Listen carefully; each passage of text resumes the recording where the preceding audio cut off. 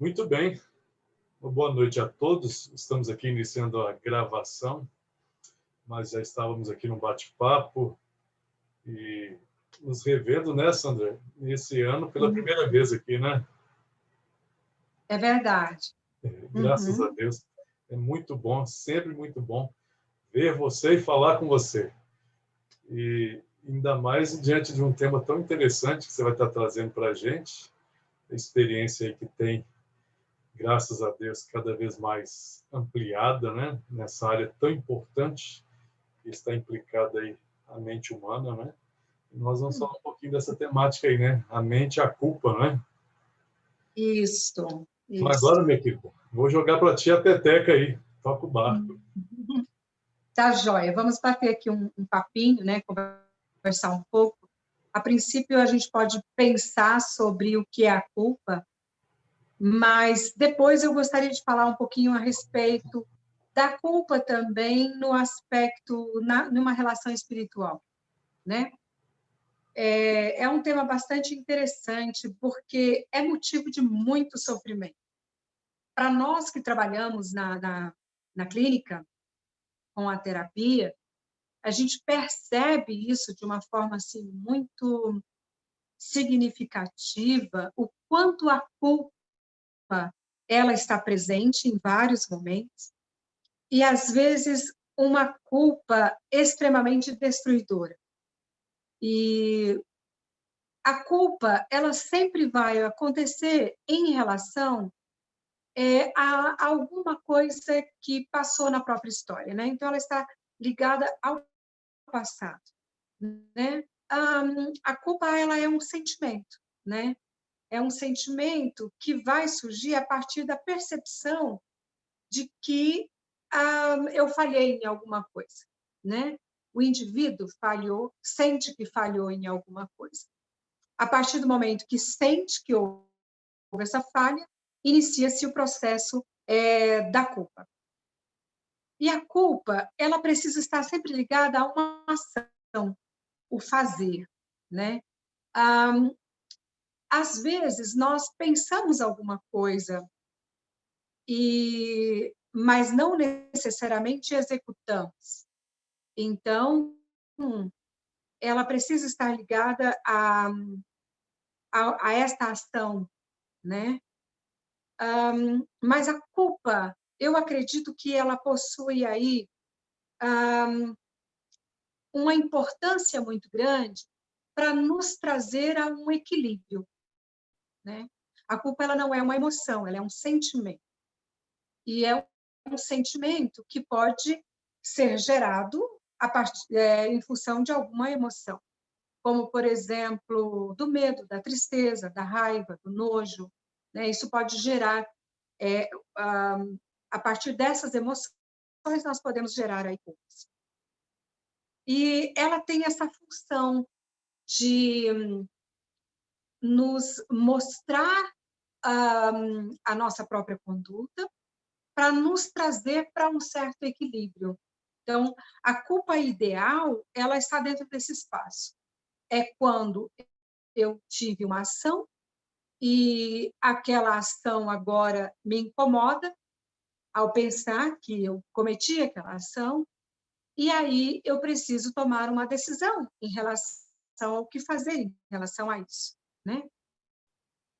Então, neste caso, a culpa, ela possui um papel muito significativo para que a gente possa até viver bem em sociedade e viver bem conosco.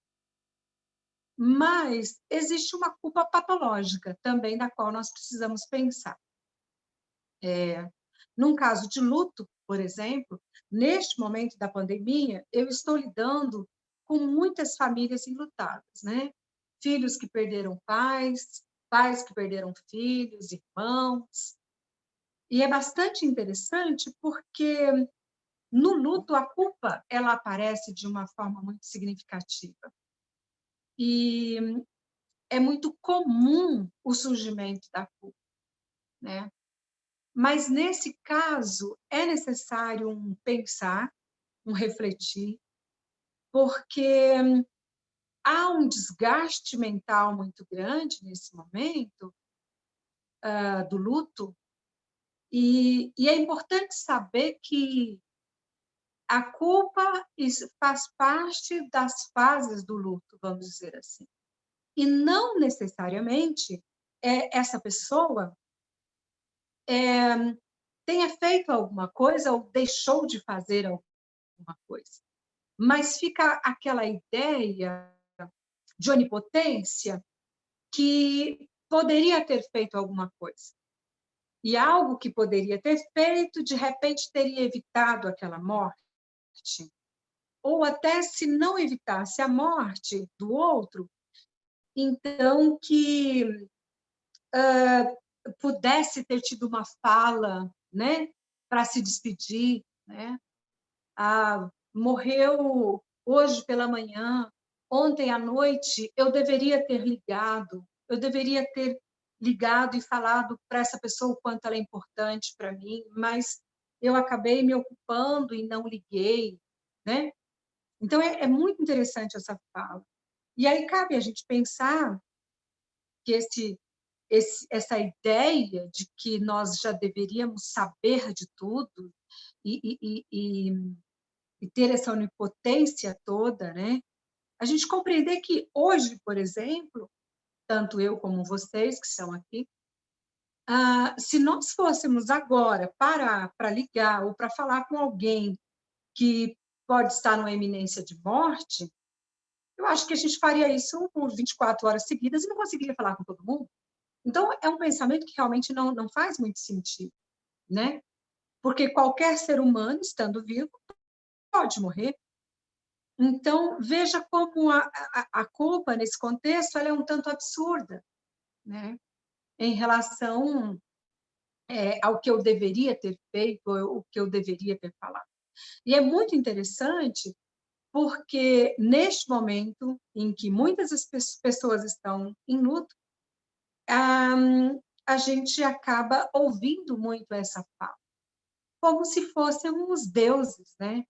Que pudéssemos realmente prever alguma coisa, ou agir. Se eu não tivesse permitido a visita de fulano até a casa dos meus pais, a minha mãe não teria pego o Covid, né? Então, eu gosto de pensar que a culpa ela é realmente necessária para que a gente consiga ter uma adaptação ideal, nos perceber em que aspecto precisamos mudar. Porém, nós precisamos muito ficar atentos a esta culpa, onde não existe espaço para uma reparação, né? É uma culpa que muitas vezes sentimos e que não tem uma função de reconstrução. E aí sim, no aspecto espiritual, eu acabei classificando a culpa em dois espaços. E eu diria a culpa que nos constrói, que nos impulsiona para sermos pessoas melhores, a culpa que me faz refletir que eu dei uma resposta ruim para minha vizinha e eu preciso ser uma vizinha melhor, preciso me retratar. Então, esta é muito importante porque ela me aponta que eu posso ser uma pessoa melhor, tanto para a minha própria pessoa, como para as pessoas que estão ao meu redor. Mas eu acho de extrema importância pontuar que existe uma culpa extremamente destruidora e que esta culpa ela não tem função, não possui função. Eu me lembro de atender uma pessoa e diante de um choro muito grande, de uma dor muito profunda, lamentando-se em relação a um aborto que ela cometeu, ainda muito jovem. E, junto com ela, nós ficamos refletindo um tempo a respeito dessa culpa em relação a esse aborto. Ela tem como reparar isso no sentido de voltar no tempo e não abortar? Ela tem como reparar isso de alguma forma, né? Na verdade, não tem. É uma ação que está feita e está no passado. Não tem como reparar.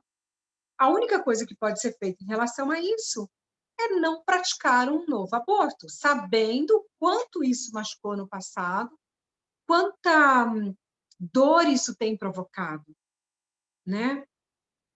Então, é muito importante nós refletirmos sobre quando existe uma culpa na mente, quando existe este mal-estar, né, esse incômodo, nós nos perguntarmos: o que eu posso fazer em relação a isso, né? O que eu posso mudar em minha vida em relação a isso? E se houver algo que eu posso fazer, eu preciso fazer, para que a história não se repita, para que eu possa crescer com essa experiência. Porém, quando eu olho e digo, eu não tenho como reparar essa situação, eu não tenho como voltar no tempo em relação a essa situação, então essa culpa não faz muito sentido. E, particularmente, pensando no aspecto espiritual, eu acho que ela tem uma função, que seria a função da destruição do indivíduo, né? Nós sabemos, em função da Bíblia, que essa dor constante, ela seca os ossos, ela é extremamente destrutiva. E uma culpa significativa no passado, que eu não consigo auto-perdão e que eu me mantenho presa, isso me deixa numa condição de escravidão muito grande. E eu tenho a impressão que, pensando aí nessa guerra espiritual existente, é muito interessante para o nosso inimigo que sejamos presas, escravos, que estejamos nesta escravidão. Porque a partir do momento que, como esse exemplo dessa pessoa, cometeu um aborto, não se perdoa, a culpa corrói cada dia. Quem está ganhando com isso? Quem, diante dessa guerra espiritual, né? Pensando na voz do Espírito Santo, eu realmente não acredito que o Espírito Santo ele trabalhe em cima de algo que eu preciso enxergar, que seria a culpa, em cima de algo que não há como fazer reparação, e que o objetivo é apenas a destruição daquele ser. Não acredito que esse seja um papel do Espírito Santo. Eu acho que o Espírito Santo ele toca em nós no aspecto de sentirmos que algo precisa ser diferente, quando isso é passivo de ser reparado. Quando eu posso olhar para trás, sentir que aquilo não foi o ideal, e eu consiga, de agora em diante, mudar isso. E não continuar neste comportamento, né? Então, é de extrema importância que eu fazer essa avaliação, né?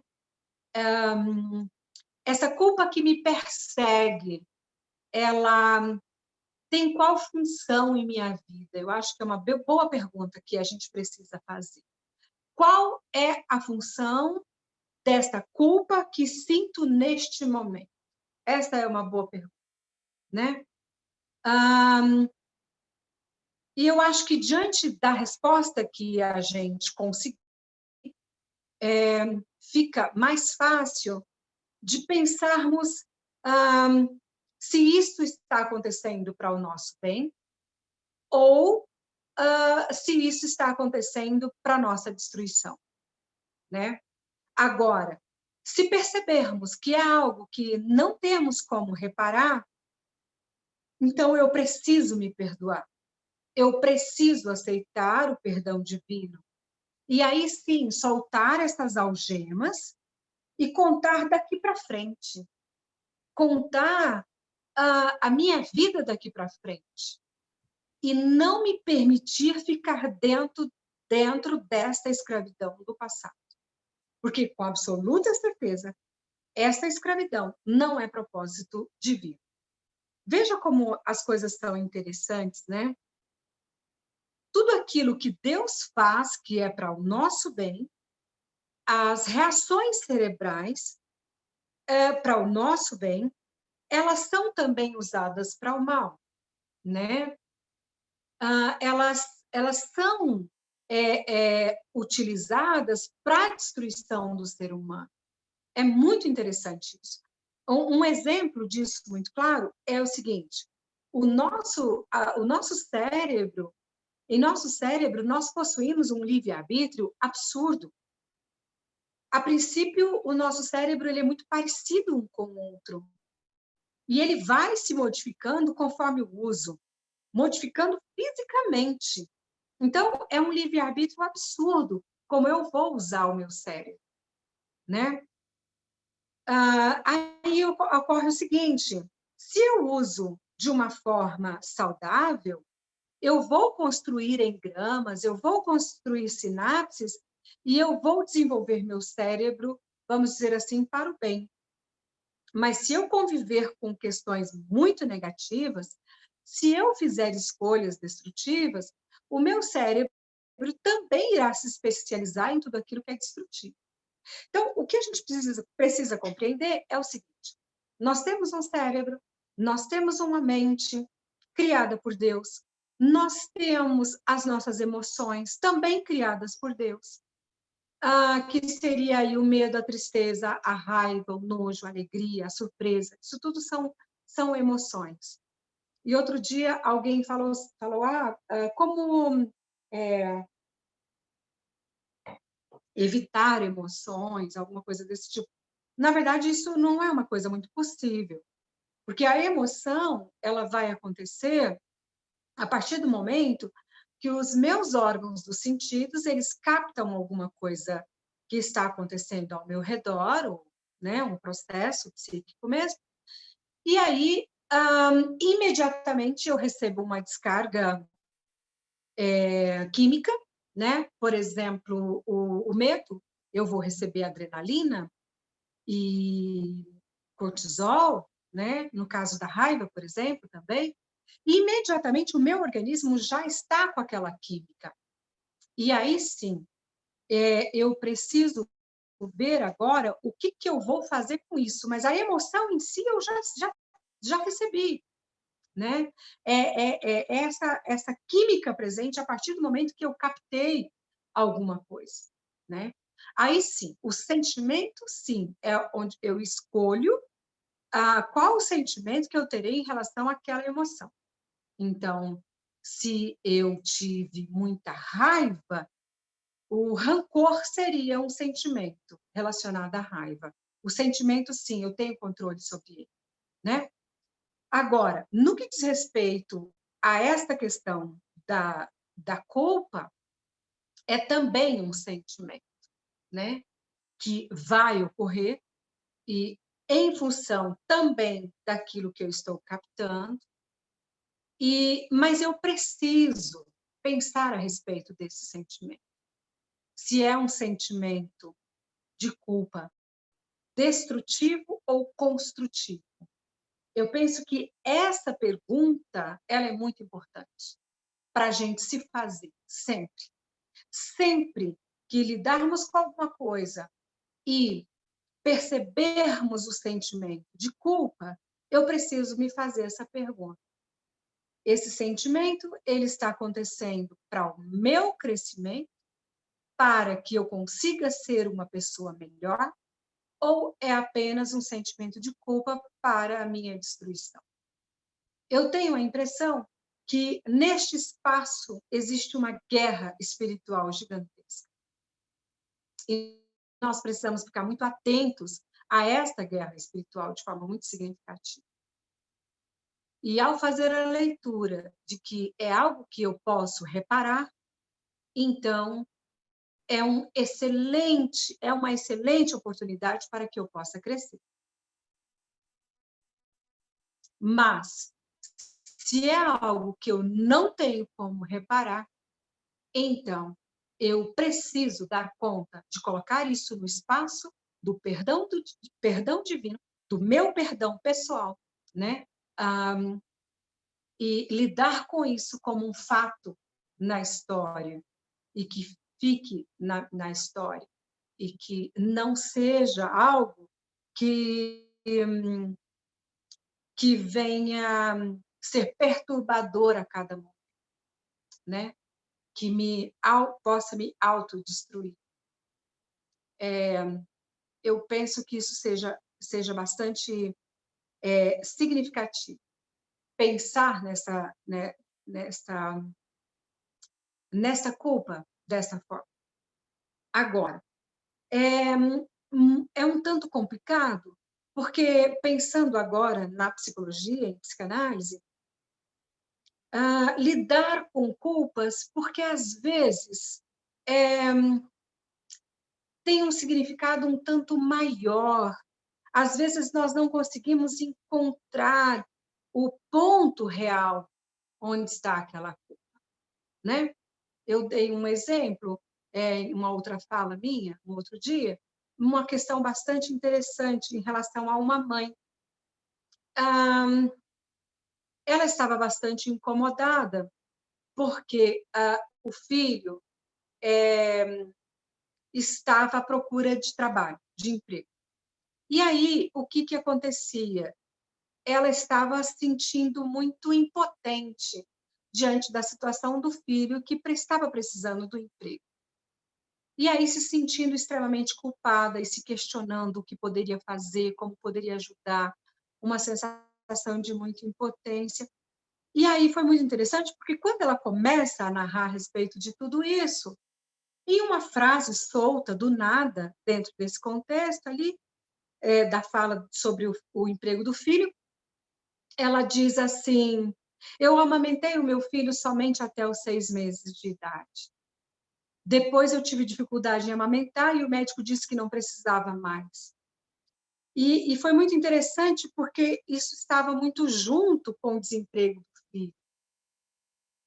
E aí a gente percebe que aquele sentimento de culpa por não poder ajudar o filho no que diz respeito ao emprego naquele momento estava amarrado a uma série de afetos anteriores, né? Das falhas anteriores que ela guardava como culpa por ter amamentado somente aos 6 meses. Então, às vezes, a gente também precisa ter essa reflexão, se essa culpa ela é algo presente ou é o acúmulo de outras coisas que, de repente, agora está fazendo mais sentido, né? Em cima de algo do presente que está acontecendo.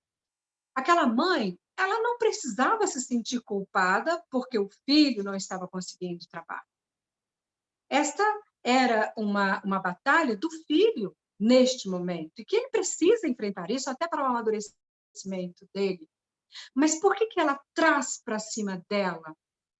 Por que ela sofre e se sente culpada por não poder ajudar? Porque existem culpas inconscientes e que, de repente, está acumulando em cima de tudo isso e trazendo essa grande bola de neve para o presente. No caso dessa mãe, ficou muito claro quando ela fala do trabalho do filho e imediatamente ela diz: eu amamentei somente até os 6 meses de idade. Então, e aí é uma questão muito interessante, pensando nessa questão da reparação da qual nós estávamos falando ainda há pouco, né? É possível uma mãe reparar uma ação quando o filho tinha 6 meses de idade, agora o filho já sendo adulta, né? Um adulto? Então, nós precisamos refletir na realidade das coisas e tentar verificar o que faz sentido ou não, para que a gente possa sair de um estado de escravidão. Por quê? Porque a culpa, ela é extremamente destruidora para a mente. A culpa, ela nos impede de crescimento, ela nos amarra, ela nos leva a um estado depressivo. A culpa, eu penso que seja uma das questões, uma dos sentimentos mais destrutivo para a mente do ser humano.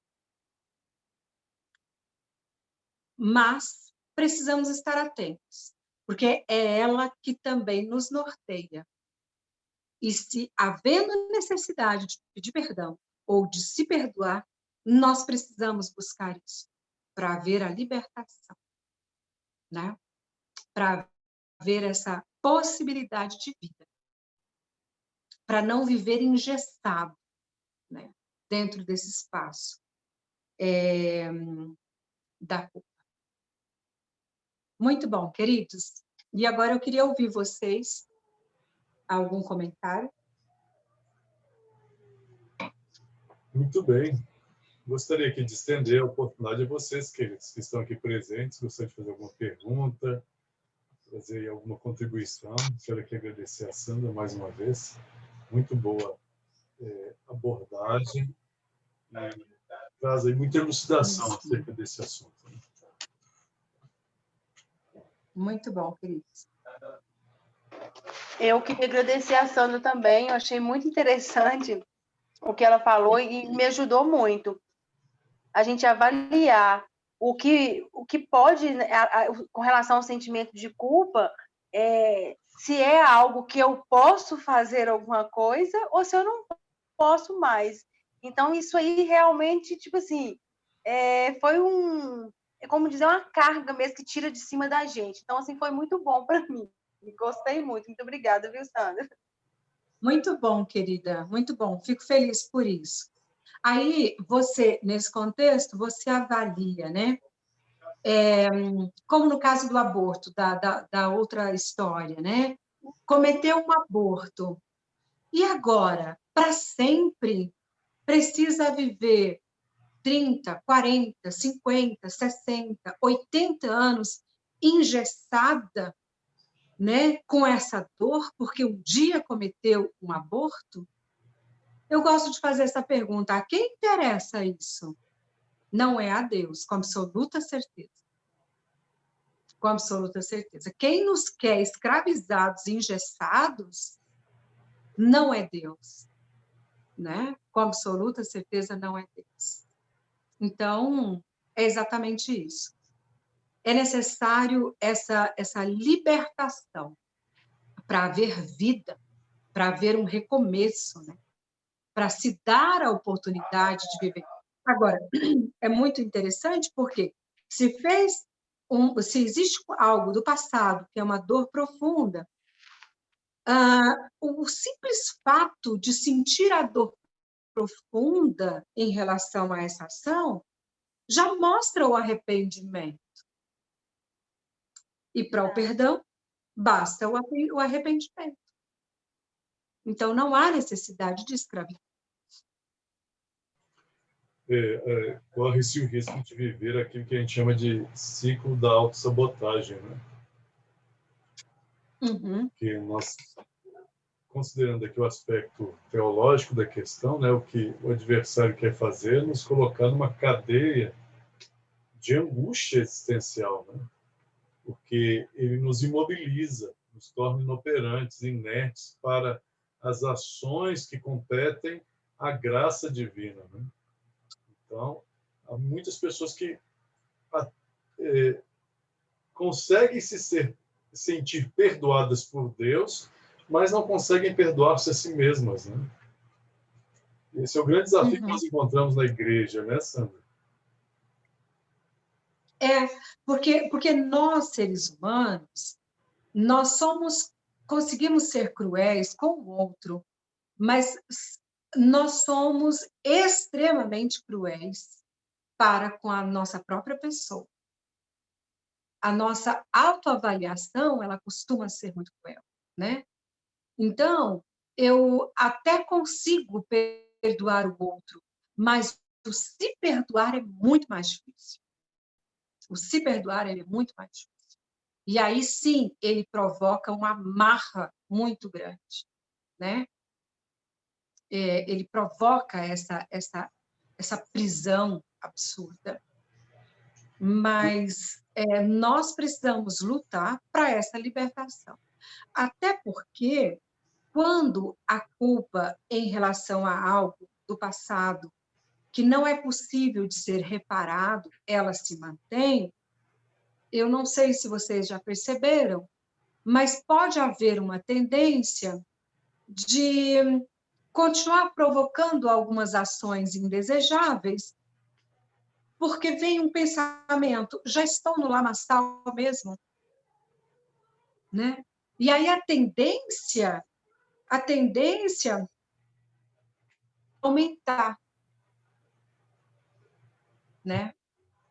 Deixa eu aproveitar. Ao invés de colocar esse parâmetro e começar esse crescimento. Sim. Eu quero aproveitar, deixa aqui, porque você também é pedagoga, né? E considerando esse ponto das relações entre pais e filhos, quando a gente remete ao processo educacional, da nossa maneira de agir na educação dos nossos filhos, a gente revisita certos momentos e a gente se vê culpabilizado porque poderia ter feito mais. Como é que a gente lida com esse tipo de culpa? Quando a gente olha para a maneira como nós educamos e reconhecemos que não educamos como nós gostaríamos. Aí tem uma questão muito interessante que eu costumo conversar com algumas pessoas. Você pensa no passado com o cérebro de hoje. Você pensa no passado com a maturidade de hoje. Você pensa no que você fez como pai ou mãe para seus filhos ainda pequenos, com toda a compreensão de vida que você tem hoje. É justo você pegar um cérebro altamente desenvolvido, adulto, agora com maturidade, e você agora exigir daquele cérebro que tinha 25 anos, que ainda não estava desenvolvido, exigir que tenha uma ação que seja a ideal que você entendeu hoje? Parece que a gente esquece que nós estamos em desenvolvimento. A Sandra, de 10 anos de idade, era uma pessoa. A Sandra, de 20 anos, era outra pessoa, graças a Deus. A Sandra, de 30, outra, de 40, outra, de 50, outra pessoa completamente diferente. E eu não tenho como exigir da Sandra, de 15 anos, agir com o cérebro da Sandra, de 50. Então, a partir desse princípio, eu preciso entender que a Sandra, de 10 anos de idade, era só uma criança. A de 20 ainda era uma adolescente. De 25 estava aprendendo a ser mãe e já tinha um filho de 5 anos. Como que teria uma ação ideal e perfeita na educação desse filho? Impossível. Impossível. Então, nós precisamos nos pegar no colo e compreender que nós estamos em crescimento. E pode ser que daqui a 10 anos, quando eu fizer 60 anos, eu olhe para os meus 50 e digo, nossa, isso poderia ter sido diferente. Sim, poderia, se eu tivesse hoje a maturidade que eu terei aos 60. Né? Então, esse é o principal motivo para a gente entender que, se eu estou constantemente em crescimento, constantemente eu irei olhar para trás e encontrarei falhas, porque se eu já fosse perfeita lá, eu não precisaria me manter em crescimento. Então, eu só consigo olhar para trás e encontrar erros na educação que eu ofereci para o meu filho ou para minha filha, porque eu cresci. Se eu continuasse sendo aquela pessoa naquela idade, eu nem teria reparado isso, eu acharia normal. as minhas ações. Certo?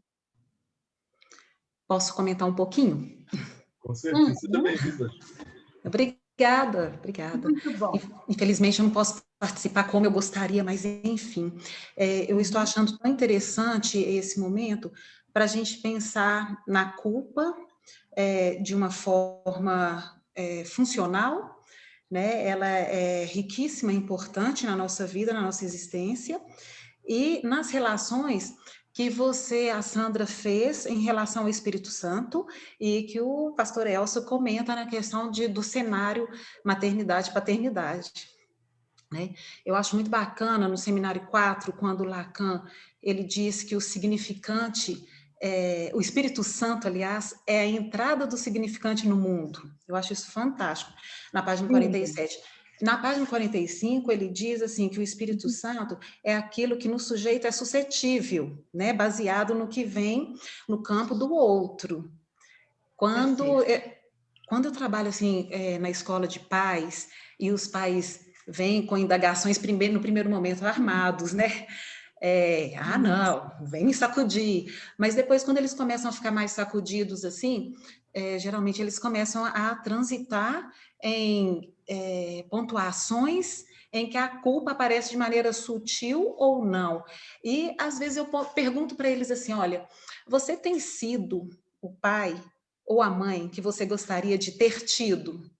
Que eu acho que é um ponto para pensar numa possível relação com algo da ação. Que o trauma, ele é importante, a culpa, ela é fundamental para sacudir o sujeito, no sentido de convocá-lo à angústia, para ele poder também atravessar o imaginário de função materna e função paterna, que mãe e pai é tudo, assim, é gostosinho, tudo de bacana, mas a gente sabe o quanto pode ser danoso, prejudicial, e o quanto é necessário e importante atravessar tudo isso aí, esse imaginário, para que o sujeito comece a, enfim, se haver com si mesmo. Né? A culpa, geralmente, eu questiono, qual a diferença entre culpa, remorso e arrependimento? E aí as pessoas começam a dizer, eu acho muito interessante que algumas já começam a trazer essa relação entre o que foi feito, nossa, vacilei, aí o remorso e o arrependimento, nossa, não vou fazer isso mais, ou faço, enfim. E a culpa girando em torno daquilo que não foi feito, entre aspas, né? A pessoa, por exemplo, chega e fala, nossa, meu amigo afogou e eu carrego uma culpa porque eu não fui salvá-lo, enfim, diante daquilo que não foi feito, como se o não fazer não fosse uma ação. E tudo é uma ação. E até que ponto, agora, no cenário de paternidade e maternidade, que é muito comum, os pais ficarem às voltas, né? A gente fica, eu sou mãe também, mas a gente perceber o crescimento dos filhos enquanto eles começam a atravessar a mãe, começam a atravessar o pai, e a gente usar, se apropriar da generosidade.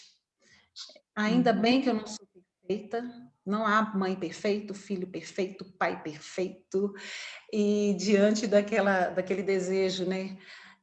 Bom, avassalador da maternidade e da paternidade, de querer poupar o filho, é tão importante fazer as pazes, se desculpar. Fazer as pazes com a culpa, se desculpar, e é claro que isso Nesse dentro... contexto, a humildade de compreendermos que somos humanos, Sim. né? Sim, isso. E aí nesse sentido, a função, quando a gente fica aí na questão da culpa, né? A função da culpa, um dos objetivos, talvez, seja essa, convocar a mente para a condição do humano.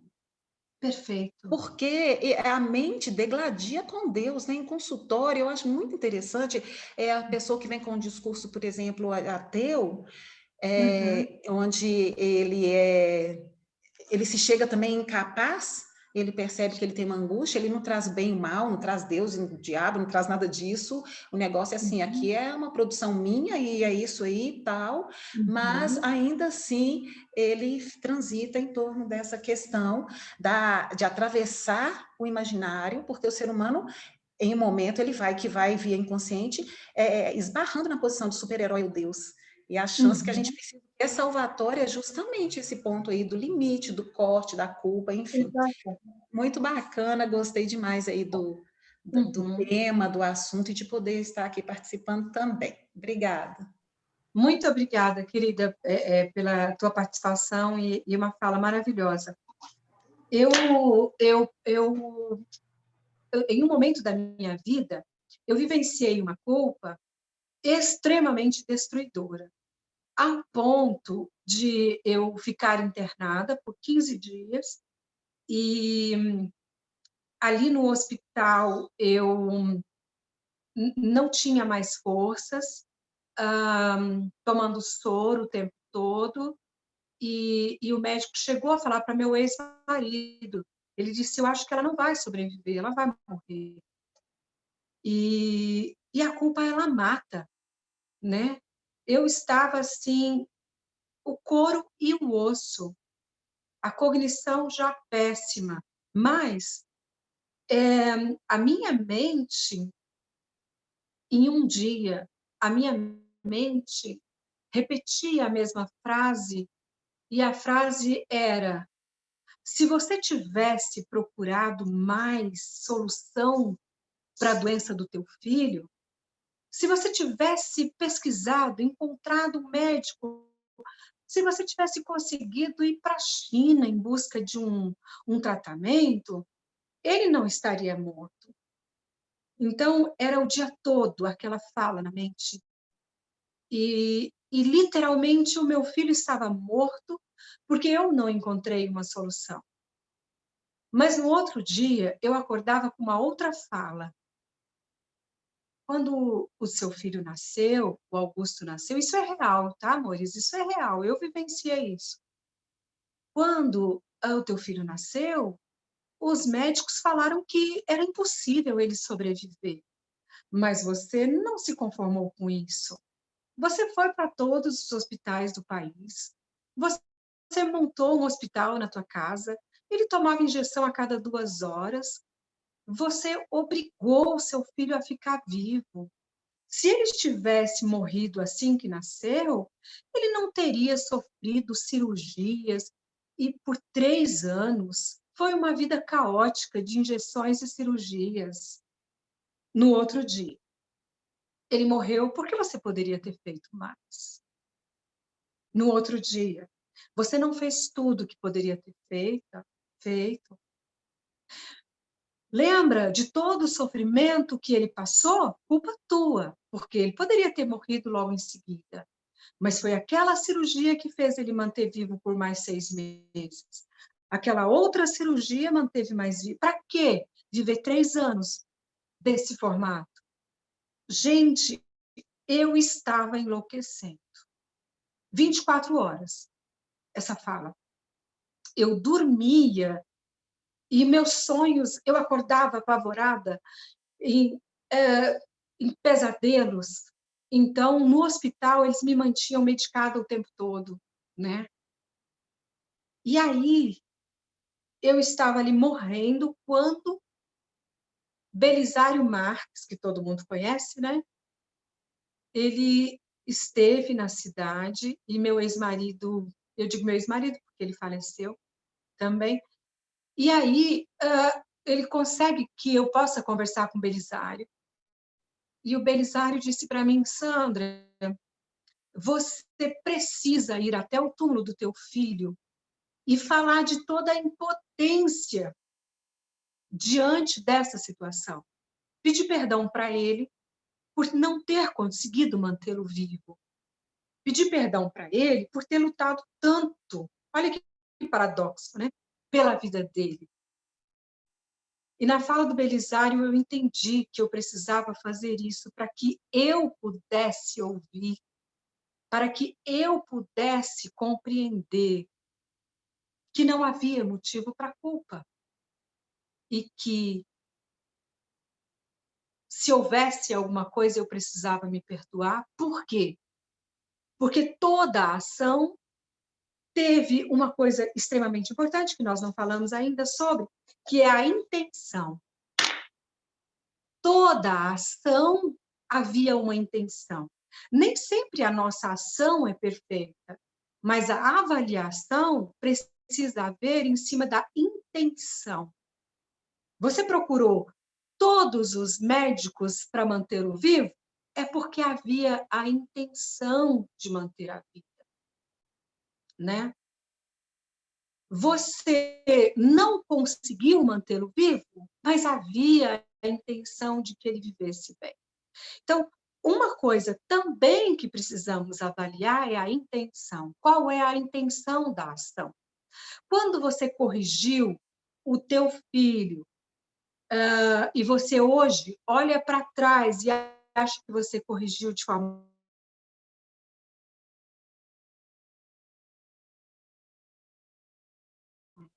Então, a intenção ela precisa ser avaliada. E naquele momento eu precisava refletir sobre isso. Quando eu optava por cirurgia em tal hospital, cirurgia, qual era a intenção? A intenção era judiar? A intenção era matar? Claro que não. Então, para avaliar a culpa, nós precisamos avaliar qual é a intenção por trás dessa ação. E eu fiz isso. Eu saí do hospital, pedi a alta, precisava fazer isso. Fui para o túmulo, alguém me levou, sentei no túmulo e chorei por quase 4 horas, tentando rever a minha intenção, tentando dar conta da minha impotência diante da situação. E eu me lembro quanto foi bom sair daquele cemitério leve. Hoje eu acho a história bonita, por isso que me comove. É uma história bonita que me comove. Eu saí leve daí. Eu consegui deixar aquele peso. E foi muito interessante porque eu já saí dali para casa e tinha dias que eu não comia. Eu estava vivendo com soro. E eu já cheguei em casa com fome, me permiti comer. Quando a culpa ela é muito grande, você não se permite se alimentar, porque você não merece comer, você não merece se alimentar. E eu me lembro que eu cheguei em casa e eu disse, eu estou com fome. E eu sentei e comi um bom prato de comida, porque agora eu já podia comer. Porque aquilo que me impedia de viver já não existia mais. Então, a culpa, ela pode ser muito destruidora quando nós não compreendemos o que está acontecendo e não conseguimos nos livrar desse peso, né? Então, eu sobrevivi a uma culpa absurda. E eu tenho refletido, isso eu tinha quantos anos nessa época? Eu tinha 23 anos, hoje eu estou com 52. Desde essa época, eu começo a refletir no peso da culpa sobre o ser humano e a função da culpa do ser humano, né? Então, essa questão da intenção, ela é tremenda. Você errou? Errou. Mas qual era a intenção, né? Sim, pastor. Essa história ela é profunda, né? Brota de uma experiência, né? Toda essa trama, né, Ju, que a gente constata, né, que traz essa resolução, né, diante do confronto com a própria dor, né, confronto com a própria realidade. E eu vejo assim, agora considerando o aspecto teológico, né, vocês aqui que lidam também com a igreja, pessoas que são extremamente obsessivas, né? Então, projetam o tempo todo a formação reativa que é evidenciada no comportamento, né? A gente Tem vê que tudo é isso. um fardo tão grande que não consegue lidar com ele, que tem que empurrar para outro, né? Para ver se consegue. A pimenta nos olhos dos outros é refresco. Então, é um esforço, uma Entendi. tentativa. E a igreja acaba se tornando esse ambiente que não é o que Deus espera, mas que se torna por causa de nós, que não transcendemos quando enxergamos isso. A ressignificação, né, desse elemento que é trazido, mas da perspectiva da graça, ele é resolvido. Mas a gente sabe que no grande conflito não é o que o diabo quer. Então ele precisa travestir essa angústia de algum modo o tempo todo para que o indivíduo não floresça, né? Que a metamorfose não aconteça, que a revolução não surja. Né? Sei que eu posso usar a palavra revolução, porque revolução quer dizer voltar atrás, né? Mas no processo. Mas eu entendo a sua fala no sentido do processo de santificação. Exatamente. Né? Nesse processo de santificação. Né? Então, vale mesmo, isso mesmo. uma reflexão, o que a Ju traz aí, né, no âmbito da psicanálise lacaniana, né, trazendo aí o conteúdo, né, do significante a partir da ação do Espírito Santo, né, quando entra o Espírito Santo. Né, é tão importante isso, né, porque ele veio para libertar. Né, quando Jesus diz que o Espírito Santo veio convencer do pecado, da justiça e do juízo, ele não veio para trazer mais culpa, ele veio para nos mostrar que essa justiça bíblica, ela é redentiva, ela é transformadora. Sim. O salmista, quando clama pela justiça, ele clama por um ato de transformação, um ato de renovação, de uma aliança. Então, a justiça personificada em Cristo revela a amplitude do amor de Deus para devolver ao pecador o sentido da filiação divina, do que ele é diante do Pai, do afago, do acolhimento, do cuidado. E quando nós entendemos isso, nós descobrimos que nós somos muito amados por Deus. Então, é hora de olharmos para o espelho, reconhecendo a nossa débil condição, mas, ao mesmo tempo, nos certificando de que é alguém que nos carrega nos braços e que nos dá o direito de repensarmos nossa relação não apenas com Deus, mas com o nosso próximo e conosco mesmos. Né? Isso é graça. Perfeito. Né? Perfeito. Essa tua fala tem uma questão muito interessante, assim. Quando eu passo a me respeitar como ser humano, quando eu passo a entender a minha fragilidade e o quanto eu preciso ficar atenta neste crescimento, eu passo a respeitar a fragilidade do outro também. Quando eu exijo muito da minha própria pessoa, carregada de culpa, a minha reação é projetar culpa no outro também e exigir do outro também, né? Então, nesse contexto, eu acho que essa humildade ela é muito importante, de me perceber como ser humano frágil, que é passivo de errar, sim, mas eu preciso lutar por uma boa intenção sempre, né? E aí sim, entrar nesse processo de santificação. E nesse processo de santificação, o respeito pelo outro do lugar onde ele se encontra, né? Eu acho também interessante quando traz a intenção, a questão aí, vamos esbarrar na boa fé e na má fé, né? Sim. E aí é o que difere, a personalidade, né? Como diz a Maísa, um presente que Deus dá. Agora, caráter, um presente que o sujeito dá, o sujeito ou, enfim, a pessoa, sei lá, dá a si mesmo. Errar tentando acertar faz parte da boa fé o tempo inteiro. Agora, errar, o que é errar para uma pessoa que não tem culpa, é um Deus, né? A igreja está cheia, né? O planeta é cheio de deuses humanos. Então, fechou.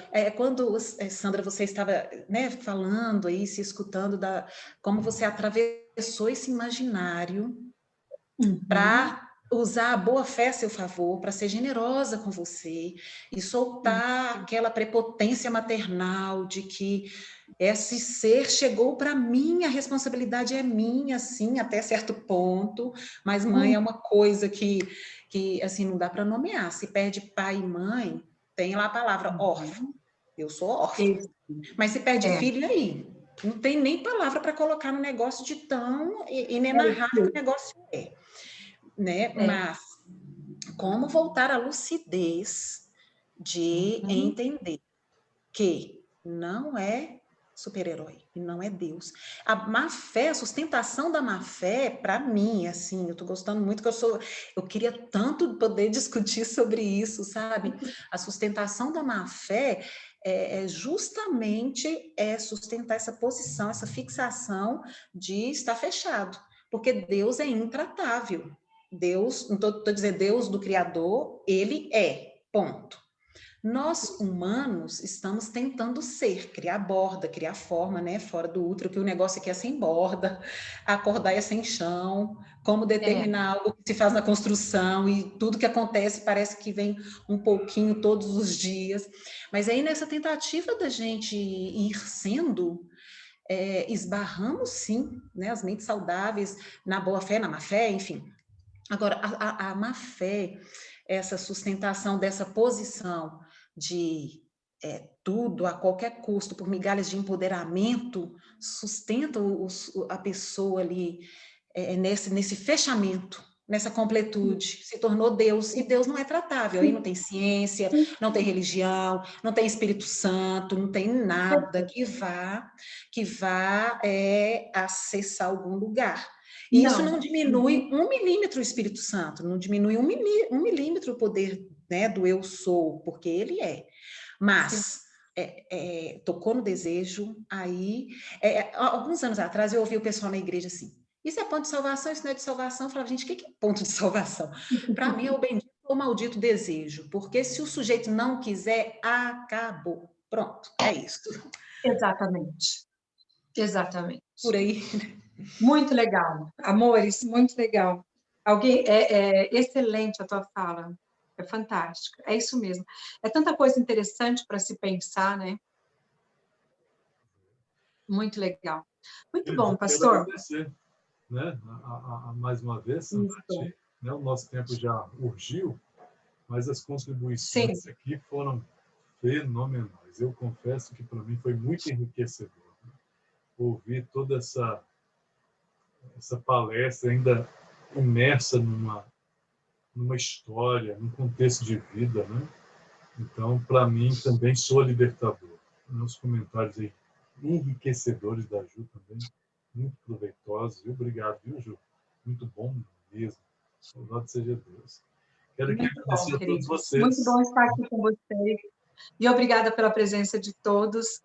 E um beijo para todos e que Deus nos abençoe.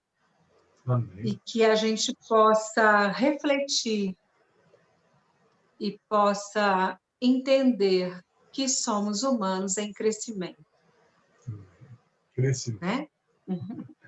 Obrigado mesmo, viu? Gente, um abraço para vocês. No nosso próximo encontro aí, pela graça de Deus, temos aí muitas outras aqui, pessoas que vão contribuir conosco. Sandra, sempre muito bem-vinda. Eu, cada vez mais, tenho aprendido com você, para mim é muito bom. Tá? Vanessinha, um abraço, bom te ver aqui também. Tá? Gente, gostei muito, muito mesmo. Damares, Júlio, se prepare. Parabéns pelo tema. Vocês, hein? Parabéns pelo tema e pela forma de se trazer. Muito bem, muito bom mesmo. Beijo, Damares. Beijo, boa noite para vocês. Boa noite. Boa noite, até mais. Tchau. Até mais. Boa noite, com Deus.